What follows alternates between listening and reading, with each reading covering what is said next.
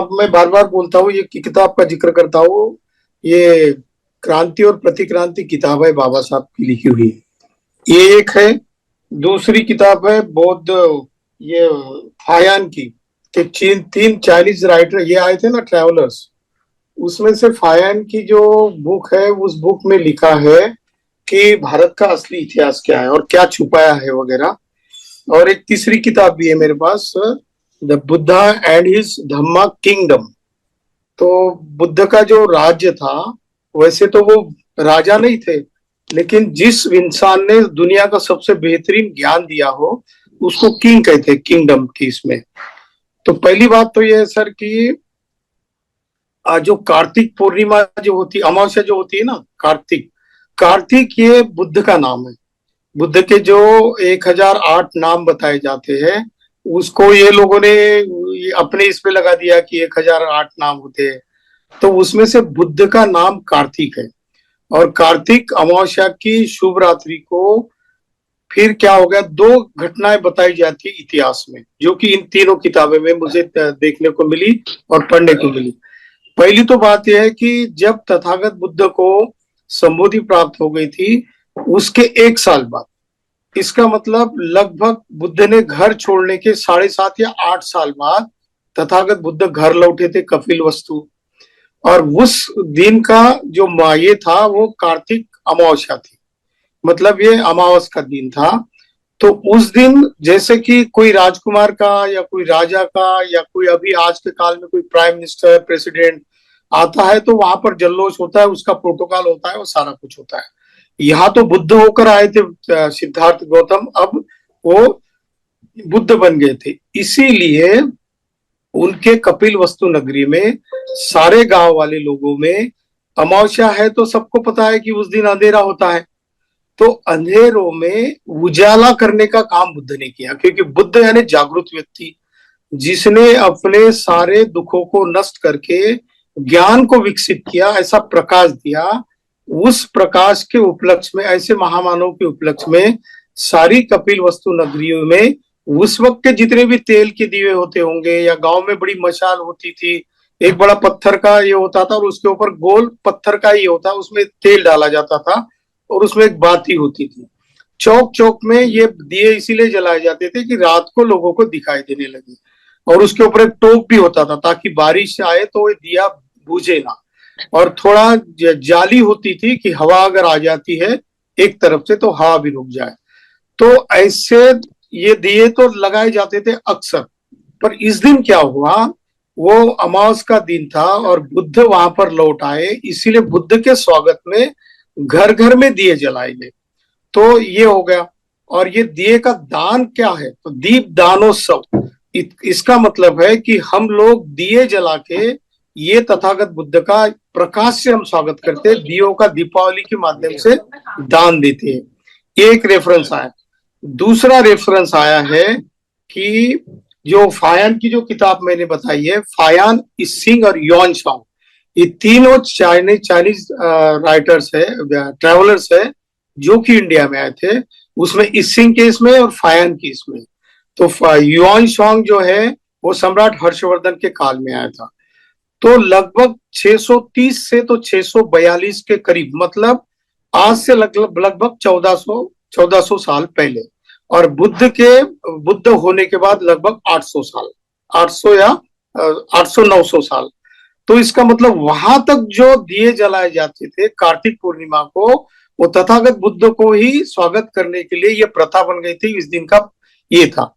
पर अशोक के काल में क्या हुआ, सम्राट अशोक के काल में ऐसा एक प्रूफ है कि सम्राट अशोक ने जो सारा शासन एक्युपाई कर लिया, बुद्धिज्म को अडॉप्ट कर लिया, तो उसके बाद ये हुआ कि सम्राट अशोक के काल में भी ये प्रथा शुरू हो गई। तो वो दीप दानोत्सव का ये दो जगह का हमको ऐसा प्रूफ मिल जाता है। अब दिवाली का धनतेरस जो है, जैसा कि सुधीर राज सिंह सर की एक वीडियो है, आपने देखी होगी। धन यानी धान होता है, धनतेरस। और एक ये उसको ये कहते हैं तंदुल।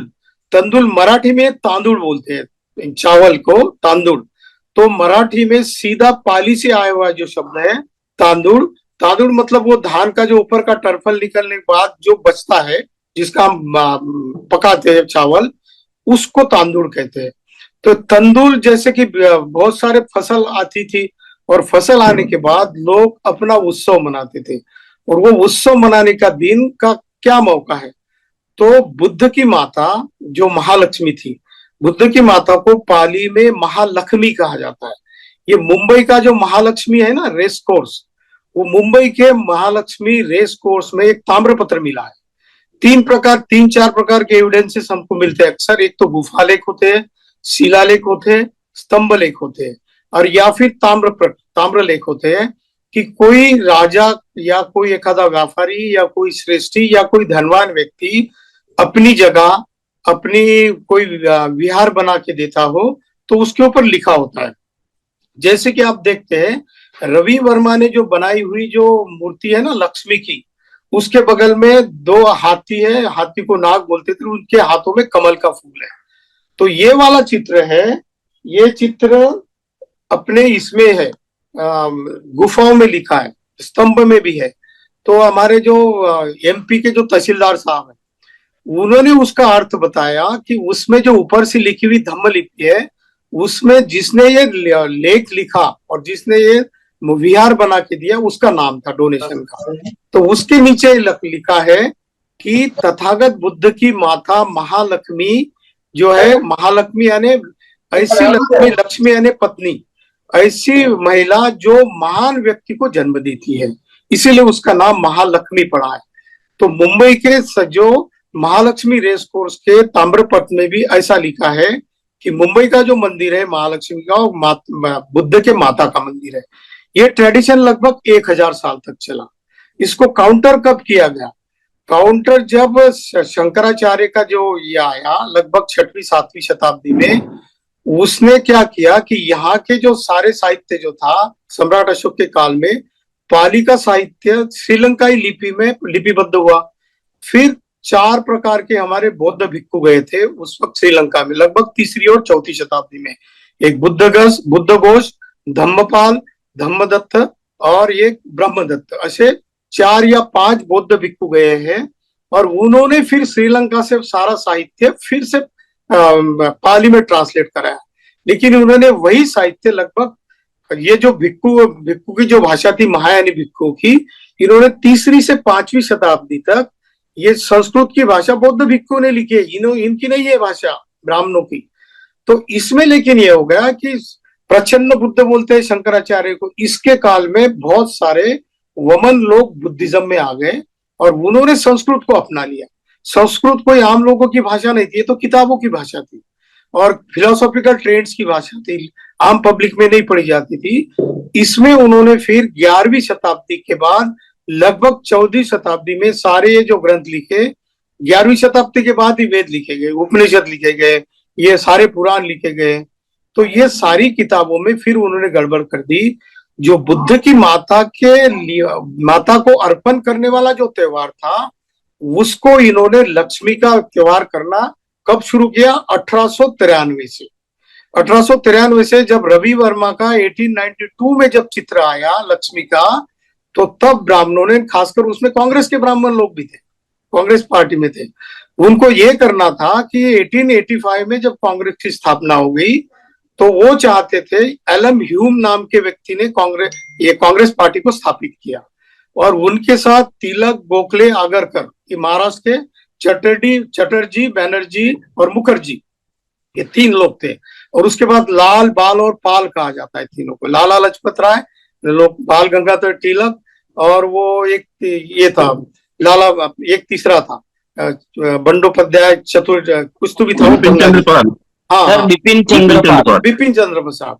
तो ये 6 ब्राह्मणों ने ये सोचा कि हमको अंग्रेजों से पावर मिलने के बाद ट्रांसफर ऑफ पावर होना चाहिए, फिर इसके लिए क्या करेंगे? तो तिलक के हाथ में इन्होंने एक काम करा दिया कि तो गणेश का उत्सव जो है 1894 में शुरू किया। वो शिवाजी महाराज का इतिहास डुबाने के लिए इन्होंने ये शुरू किया। फिर उनके पास और चाल चलनी थी कि इसका क्या करेंगे। तो रवि वर्मा ने बुद्ध की माता का जो 2 हाथी के हाथ में जो कमल है बुद्ध धम्म का चिन्ह है। सद्धम्म पुंडरिक सुत्त है ये बुद्ध धम्म में। सद्धम्म पुंडरिक सुत्त में ऐसा कहा जाता है, पुंडरिक यानी कमल, जो कमल के ऊपर बैठा हुआ जो है तथागत बुद्ध। और एक बार ऐसा सद्धम्म पुंडरीक सूक्त में ऐसा भी रेफरेंस आता है कि वो महाराष्ट्र के पंढरपुर तक आए थे, और पंढरपुर को पुंडरीक सूक्त से बनाए बताया गया है, जहां पर वो अभी टोपी बिठाई गई है, लेकिन हाथ में कमर पर ये है, उनके दोनों हाथ है, लेकिन वो बुद्ध है।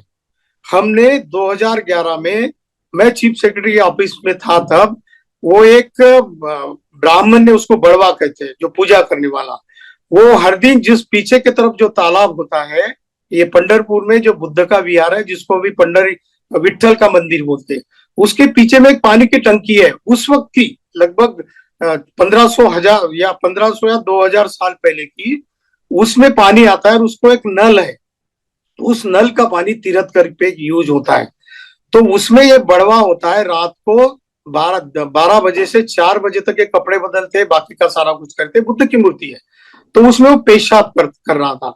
तो एक सिपाही जो था अपना, जो समन था, उसने देखा कि ये तुम क्यों यहाँ पर पेशाब कर रहे हो। तो उसने कहा कि हम ब्राह्मण हैं, तुम कौन हो। तो बोले तुम ये तो लोगों को तीर्थ करके बांटते हो, तुम इसमें आप पेशाब कर रहे हो। ये तो बोलते आज का नहीं, हजार कई सालों से हम करते आ रहे हैं। तो ये केस चली थी, उस केस का इन्वेस्टिगेशन करने के लिए हम रात को 12 बजे गए थे वहां पर। तो ये पता चला कि सद्धम्म पुंडरीक सूक्त में जो लिखा है वो विठल है, पंढरपुर का, ऐसा बाबा साहब ने भी उसका उल्लेख किया है। तो कमल के ऊपर बैठने वाला पुंडरीक जो है वो तथागत बुद्ध है, और उसकी माता के नाम पर जो उत्सव मनाया जाता था वो कार्तिक पूर्णिमा के दिन पे। और ये बलि प्रतिपदा जो है, इसका उल्लेख पाली में ऐसा है, बलि यानी बलिष्ठ यानी ताकतवर राजा। बुद्ध को ताकतवर इसलिए बताते थे क्योंकि उन्होंने सारे दुखों के ऊपर विजय बनाई। तो बलि यानी बलिष्ठ राजा जो सिद्धार्थ है, जो बुद्ध बन गया, उसको प्रतिपदा, प्रति यानी पदा यानी पैर, उनके पैर को पूजने का क्षण उसको बलि प्रतिपदा कहते हैं। और ये महालक्ष्मी की पूजा होती है, ये बुद्ध की माता को पूजा करने के लिए, क्योंकि इसने ऐसे पुत्रों को जन्म दिया जिसने दुख से मिटाने का दुनिया को तंत्र दिया। तो ऐसे ये भाऊ बीज का भी है। भाऊ बीज के बारे में ऐसा बताया जाता है कि सम्राट अशोक ने जो अपनी पुत्री और पुत्र दिया था, और वो श्रीलंका को जाने वाले थे, तो जाने से पहले वो भाई बहन मिले एक दूसरे को, उनके जो जितने भी भाई थे, तो इसीलिए उन्होंने भाई और बहन का स्वागत सत्कार करने का काम किया, वो भाऊ बीज है। ये सारे रेफरेंस हमको मिलते हैं। इसमें विंसेंट एलन स्मिथ के इसमें है, मॉर्टिमर व्हीलर के किताबों में लिखा है, और एक विवेकानंद की शिष्या थी, उसका नाम मैं भूल गया, मेरी फॉस्टर या ऐसा कुछ तो भी नाम था, उनकी किताब है द फुटप्रिंट्स ऑफ बुद्धा। उस किताब में पूरी ये स्टोरी लिखी गई है। पर अभी क्या हुआ, बाबा साहब को भी थोड़े से रेफरेंस मिले पंढरपुर के बारे में, पर बाबा साहब ने उस वक्त ये बताया, ये रेवोल्यूशन और काउंटर रेवोल्यूशन में लिखा है बाबा साहब ने, बाबा साहब को चाहिए था कि ये सारा 33 करोड़ देवों का और ये अंधश्रद्धाओं का, रूढ़ी परंपराओं का, इसमें से हमारे समन लोगों को इसको बचा कर रखने के लिए उन्होंने 22 प्रतिज्ञा दी। बुद्ध का धम्म तो लिया ही लिया, लेकिन 22 प्रतिज्ञा इसी ले ली क्योंकि हमारा होता कैसा है, फिर ये तो हमारा ही है, तो फिर वो भी पालन करेंगे, ये भी पालन करेंगे। इसीलिए बाबा साहब ने एक लाइन ऑफ एक्शन खींच दी बीच में, और उन्होंने कहा कि हमारा कुछ भी नहीं है। बाद में जाके लेकिन उसमें गुंजाइश छोड़ी है बाबा साहब ने, उसमें किया, कुलकर्णी नाम का लेखक है जो कि वमन है, उसमें कहा है कि ये पुंडरीक भी, विठल भी बुद्ध ही है, और जो पूजा की जाती है दिवाली की, वो बुद्ध की माता की पूजा की जाती है, वो है। और एक धर्माचे देवड़े यानी देवड़ाचा धर्म, ऐसा ये बाल ठाकरे का जो पिताजी था ना, प्रबोधनकार ठाकरे, उनके ग्रंथ में भी उल्लेख है। इसका मतलब बहुत सारे रेफरेंस ऐसे आते हैं कि बुद्ध की माता थी, उनकी पूजा के लिए महालक्ष्मी की पूजा। और फिर ये धन्वंतरी है तो दान देना, क्योंकि सन आप कर रहे हो, त्योहार मना रहे हो, उसके लिए। और ये बलि प्रतिपदा यानी बुद्ध की पद की पूजा करना। और भाऊ बीज है, दोनों भाऊ बीज मतलब श्रीलंका के लिए छोड़ रहे थे उनको। तो ऐसे रेफरेंस बहुत सारी किताबों में आते हैं। बट अभी हमारा क्या है, अभी हमारा सबसे पहला इंपॉर्टेंट काम है, जो मेरा वैयक्तिक मत बताता हूं मैं, अभी हम क्या करेंगे, इसकी खोज करेंगे। पहले जाके पूरी छानबीन, जैसा बुद्ध ने कहा कि कालाम सूत्र में चाहे कोई बात सही हो या गलत हो, इसकी पहले जांच कर लो, इसको तत्व की या तर्क की कसौटी पर घसो, तो पूरा फाइन ट्यून कर लो और उसके बाद वो अपनी है इसलिए मानो। तो अभी से अगर मानेंगे तो भ्रम में अब हो जाएंगे हम लोग, क्योंकि बाबा साहब ने कहा कि इंडिया में सबसे बड़ी चीज अगर क्या होती है तो लोगों को भ्रमित अच्छे तरीके से या बहुत आसानी से किया जा सकता है। आज ऐसा हो रहा है कि संविधान हमारा है, सारा कुछ लिखा हमारे लिए है, लेकिन वमन लोग वो संविधान को हाथ में उठाते 3 महीने पहले और वो 231 लोगों को मेंबर ऑफ पार्लियामेंट बनाते हैं। इसका मतलब है हम लोग भ्रमित बहुत जल्दी हो जाते हैं। हमने कभी ये नहीं सोचा कि ये संविधान उन्होंने हाथ में लिया तो इनको वोट देना या नहीं देना, पर हमारे पास इलाज भी नहीं था। तो ऐसा भ्रमित करने का काम अभी भी किया जा रहा है। हमको थोड़ा चौकन्ना होना है। हमारे सारे रेफरेंसेस और बुक से सारे जब हम निकाल कर लेके आएंगे, इसके ऊपर बहुत सारे पीएचडी की जाएंगी, रिसर्च हो जाएंगे, तब जाके हम इसको अपने तरीके से मना सकते हैं। तब तक लेकिन 22 प्रतिज्ञाओं को लेकर अगर लाइन ऑफ एक्शन खींचेंगे तो ये वमन कल्चर जो है, ब्राह्मण कल्चर को काउंट करने के लिए हमको सबसे पहले इकट्ठा होना होगा, क्योंकि जब तक समाज का समनों का एक मत नहीं होता, अभी बहुत सारे भ्रम है। कुछ लोग बोलते हैं कि आपको 22 प्रतिज्ञा दी है तो ये कैसा तुम्हारा ये हो गया। कल हमारी बहन जी ने भी कहा कि हमारा नहीं है, जिसके पास जो रेफरेंस है उसकी वो बात कर रहा है। पर जहां तक मेरा सुझाव है इसमें कि हम लोग इसके ऊपर ज्यादा से ज्यादा रिसर्च करेंगे और पूरे सच को इकट्ठा लाकर आएंगे और फिर हम डिसाइड करेंगे कि हमारा क्या है। वैसे तो देखा जाए सारा इतिहास ही हमारा है, चोरों का कभी इतिहास नहीं होता, चोरों की संस्कृति नहीं होती, चोर कोई प्रोडक्शन नहीं करता, चोर चुरा कर लेके आता है और उसके ऊपर अपना ठप्पा मार देता है। तो ये वमनों की संस्कृति सारी चोरों की संस्कृति, इनका ओरिजिनल कुछ भी नहीं है।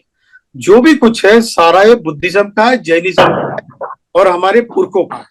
बस इतनी सी बात मुझे कहनी थी। अगर मेरी बात से किसी को अगर गलत लगा हो या कुछ आपको बुरा साबित हो ऐसा लगा हो तो समन संग मुझे माफ करे। संगं नमामि संगं नमामि संगं नमामि।